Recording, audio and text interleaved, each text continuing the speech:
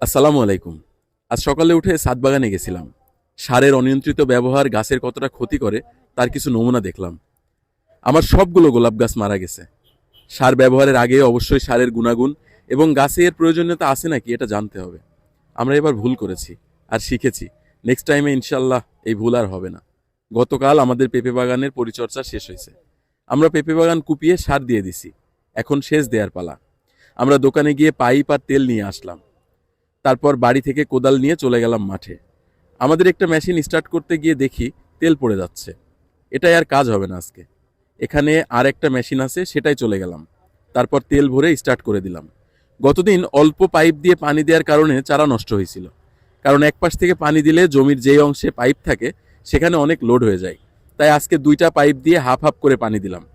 পানির স্রোতগুলো দেখেন কি সুন্দরভাবে প্রবাহিত হচ্ছে। পানির এই প্রবাহের সাথে আমাদের অন্তরের সমস্ত বিদ্বেষ, ঘৃণা, হিংসা, হতাশা আর গ্লানিগুলো মুছে যাক। আর এই পানিতে যেমন পেঁপে গাছগুলো সুন্দর হয়ে বেড়ে উঠবে, আমার আপনার জীবনটাও সেরকম সুন্দর হয়ে উঠুক। আমিন। আমাদের জন্য দোয়া করবেন। আল্লাহ হাফেজ।